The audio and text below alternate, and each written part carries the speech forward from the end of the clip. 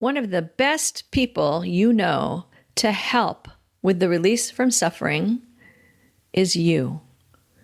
Not just because you have the ability to help others, as we often discuss, but because you could be your first line of defense, your first resource to help yourself when you are suffering. So today we consider how to help yourself, specifically when you're dealing with grief, because after all, this is the Death Dhamma podcast. Hi, it's Margaret Meloni, and welcome to the Death Dhamma podcast. I'm a Buddhist practitioner out here in the world, having experienced the loss of my loved ones and knowing how much my Buddhist practice helped me on my grief journey. And now, together, we have this safe space to discuss death, dying, grief, and the Buddhist teachings that help us really understand attachment, impermanence, being compassionate, being death ready, what it means to live a life so that we can have a peaceful death. Yep, it's a big topic, and we're going to take it on together. Let's go. Perhaps one of the best ways to help yourself become comfortable with death and grief is to recognize that you are not comfortable with death and grief. And do you know what that means? It means you are normal, but this recognition can be the beginning of you helping yourself on the journey to gain some relief from suffering when it comes to fear of death, fear of losing loved ones, and grieving lost people and lost relationships. In times of your own suffering, remember to be your own best friend and to practice radical self-compassion. Don't think that you're doing something wrong. Don't beat yourself up over what you're not doing. Remember that you're doing the best you can. From season 1 of the Death Dhamma podcast, I look back and I see where Noel Illuminate, who was our first guest on the podcast, by the way, he talks about a time during the AIDS pandemic when he and his volunteers were chastised for spending time assembling safer sex kits. They spent hours putting those kits together, but their director told them they should be spending their time differently and that others should be putting together the kits. But the staff therapist stepped in and advised the director that what they were doing was good for their mental health. They were together and having this communal experience of doing something proactive. The repetitive nature of the task helped them process the grief and trauma that they were experiencing. And it was during this time that a wise woman reminded Noel that it was time to slow down and to not worry about productivity. Very insightfully, she said, "We are human beings, not human doings." And I remember when Noel said that statement when we were talking, how impactful it was to me as a person who's always trying to run around being productive. And during difficult times, I may seek to relieve my suffering by keeping busy. And maybe that's the right thing for me because I'm going to practice radical self-compassion right now and not beat myself up. But it doesn't hurt me to remember that also I'm a being, not a doing. It was, when he said that, it was just, I thought, what an amazing reminder for all of us. When you're going through grief, it's okay to be and not to worry about how much you do. You will do once you give yourself time to be, right? This is definitely in agreement with Mary Stankiewicz, another guest on the podcast. In fact, she's been on the podcast multiple times. She taught me, just because something comes up for you in meditation doesn't mean it's a call to action. It might be a call to being. So as you feel grief or fear of death, think about how you are expressing yourself, whether through your internal dialogue or in communication with others. You could be unintentionally creating a lasting narrative, and that lasting narrative might tie you to your own suffering, which is why we talk about it now. An example of a narrative, there was a man who carried guilt and trauma over a divorce. And he kept saying, 20 years ago, I went through this horrible, painful, traumatic divorce. It just tore our family apart. He expressed this to Timber Hawkeye, another guest on the podcast. And Timber asked the man if he could say that again, but this time dropping all the adjectives. And the man thought about it and said, 20 years ago, I went through a divorce. When he dropped the adjectives, he dropped the weight of the judgment he was carrying around. And that helped him with his own relief from suffering. He was carrying around this narrative that was causing him suffering. We also want to look at gratitude and acceptance. When Mary Stankiewicz needs an immediate way to accept painful or to intercept painful emotions, she uses this mantra. Right now, it is like this. This helps her pause and consider what is happening right now in her body and in her mind, and accept that whatever she's feeling is fine. It's okay. It keeps her from being overrun by her thoughts and fears. So now you think about this. As you come to a place where you can accept how things are, can you allow your gratitude practice to kick in? What mantra can you create for yourself during times of suffering to help you on the path of your relief from suffering? I can remember trying to figure out the benefits of having the two people who were closest to me die within 1 week of each other. And it came to me as people asked how I was doing, and I would reply, I am as well positioned as possible for such a difficult situation, which was true. I had a roof over my head, I had food on the table, and I had other people who cared about me. I had some degree of security, and I didn't have to make big life-changing decisions. I lived near the beach with a path perfect for contemplative walks. I had 2 crazy cats who knew how to stay close to me.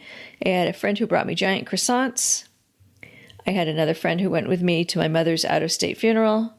And I had an uncle who called me every Sunday morning, before the Patriots games though, to check on me. The more I looked for things to be grateful for, the more I found. So each day I challenged myself to come up with 3 things for which I was grateful. Some days were really difficult, right? But it was possible to find 3 things every day, even if on some days I needed to repeat a list from a previous day, which is fine because there was no rule. And coming up with 3 was an exercise in just finding other things and, in a way, not turning off my sorrow, not turning off my grief, but bringing myself to accept some gratitude, which was helping me to renew and to restore, and did give me some relief from grief, and so therefore some relief from suffering, right? Now the cats, the cats don't have high marks for being caring or empathetic, my 2 rallied around me. One of them was always right next to me. Sometimes I wondered if perhaps they had set up some kind of schedule, right? Like one had mornings, the other had afternoons, and they both took evenings. One or both of them would always curl up next to me when I was trying to sleep. And it could have been just because there was extra room in the bed or it was cold. But I knew I was not alone. And so I allowed, myself, to recognize and enjoy the healing power of a pet. And that was something else that helped me to have relief from suffering. Now, I have to say I didn't feel suicidal, but certainly I experienced depression. And those 2 furry creatures, having them depending on me for their care, was a great way to take me out of myself. For a few moments every day, my thoughts were directed toward their care. So it seemed like taking care of the cats gave me some kind of purpose, something to do beyond feeling sad or attending to the business of death. On days when I didn't want to be around humans, I had companionship. When I talked to myself, did that, still do, at least there was something there listening, or I could pretend that there was something there listening, so I didn't have to stack on the suffering of, am I losing my mind because I'm talking to myself, right? So, there's the healing power of the pets. So if you have pets and you're going through a time of suffering, allow them to be part of your way of helping yourself. Also, go back to the basics. For me, that meant going back to the basics of my Buddhist practice. When we were discussing helpful teachings, one of the first things that Venerable Dehong said, and you've heard him on the podcast here, I think at least 3 times, go back to the Four Noble Truths. Pay attention to the Four Noble Truths, and you will read, now this, monks, is the noble truth of stress. Birth is stressful, aging is stressful, death is stressful, sorrow, lamentation, pain, distress, and despair are stressful. Association with the unbeloved is stressful. Separation from the loved is stressful. Not getting what is wanted is stressful. In short, the 5 clinging aggregates are stressful. That's from the Samyutta Nikaya passage 56.11. So death is a physical process that brings psychological and emotional suffering. The dead is at peace, are at peace, right? Or so we think. Or so we want. We want them to have had that peaceful death. But it's the survivors, it's you and I, who will experience the dukkha, the suffering. So in addition to the first noble truth, Venerable D reminded me about the 5 recollections. And the 5 recollections are posted on this podcast. I think it's in season 1. And it is, I am of the nature to die. I am of the nature to be sick. It's a recognition. So the 5 recollections, these are ways for us to remember that we will die, we will get sick, we will lose things, our physical and mental state will change. And that isn't meant to bring us more suffering.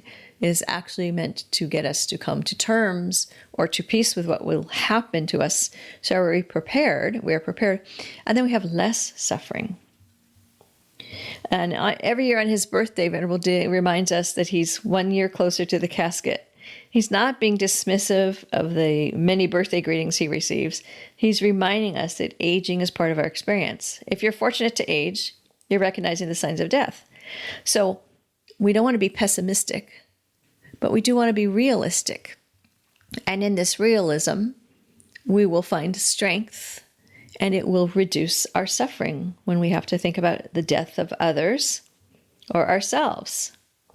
Venerable Guanzen, who is with us on season 1, goes to the teachings on dependent origination. And he says those helped him through his grief. At a high level, those are teachings that help us grasp that, when one condition exists, other conditions will arise. For example, the first that you are born means that you will die. Or when desire arises, suffering will arise. When there's clinging and attachment, there will also be suffering. A brief overview of this teaching is like this. When this exists, that comes to be. With the arising of this, that arises. When this does not exist, that does not come to be. With the cessation of this, that ceases. That is also the Samyutta Nikaya, that's 12.61. You can get a lot more elaborate with this, and I'm not providing the full teaching, and I don't think I'm the right one really to go over the full teachings of dependent origination. But what I would like to point out here is that there are teachings available to us, remembering the Four Noble Truths, looking into dependent origination, and other passages. So as you support yourself and you work on your own release from suffering, seek out and revisit the passages that help you again and again. Contemplating death, Maranasati, our mindfulness of death practice. We have an episode on that. I think it's in season 2, but you can find it. I believe it's called Maranasati for all of us. And in the first teaching, one of the teachings in the Anguttara Nikaya, AN 6.19, the focus is on the right way to develop mindfulness of death. You really need to understand the difference between thinking that you will live long enough to finish your meal versus understanding you could die while chewing one bite. And in a second teaching, Anguttara Nikaya 6.20, the Buddha encourages his monks to contemplate the many ways in which death can come. During the day, as day turns to night, as night turns to day, be contemplating these things. And by following these teachings, you'll cultivate mindfulness of death. And then it will become more comfortable to you, kind of second nature. Mary Stankiewicz, drawing from Tibetan Buddhism, specifically the teachings of Atisha, brought his contemplations on death to our discussion. And these too are helpful for us. Death is inevitable. Our lifespan is decreasing continuously. Death will come whether or not we are prepared for it. Human life expectancy is uncertain. There are many causes of death. The human body is fragile and vulnerable. At the time of death, our material resources are not of use to us. Our loved ones cannot keep us from death. Our own body cannot help us at the time of our death.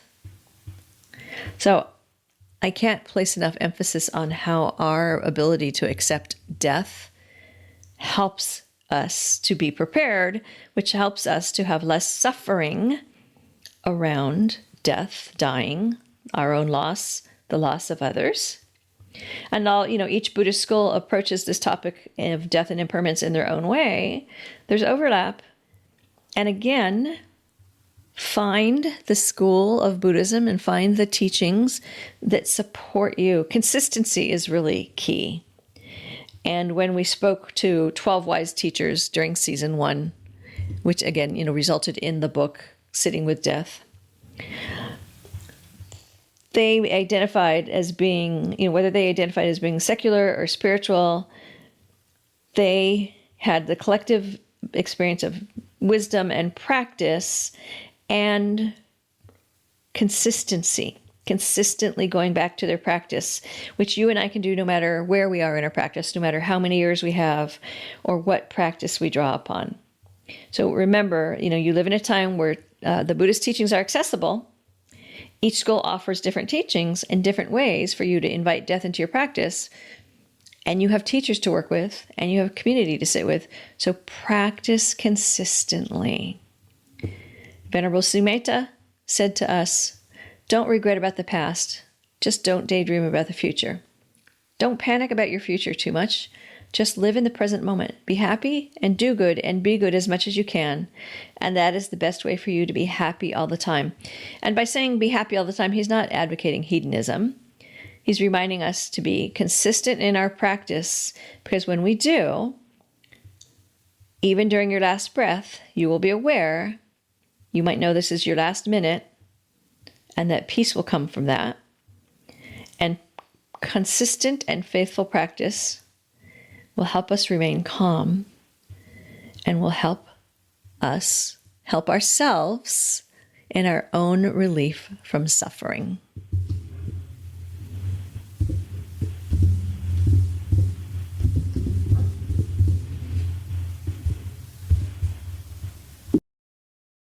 I've got books for you, starting with Carpooling with Death, How Living with Death Will Make You Stronger, Wiser, and Fearless, the book that got me going and helped me to discuss going through the death of my loved ones, followed by Sitting with Death, Buddhist insights to help you face your fears and live a peaceful life, based on season 1 of the Death Dhamma podcast. And just recently, Enlightenment Unleashed, how your pet can lead you to spiritual transformation, because during our lifetime, we may see the rising and ceasing of many pets, and we love them like they are our family. Find these on Amazon.com or come see me at MargaretMeloni.com. You've been listening to the Death Dhamma podcast with your host, Margaret Meloni. Thank you so much for being here. Come find me on MargaretMeloni.com, MargaretMeloni.com. And until we meet again, may you be well, may you be happy, may you be at ease, and may you be free from suffering. Bye for now.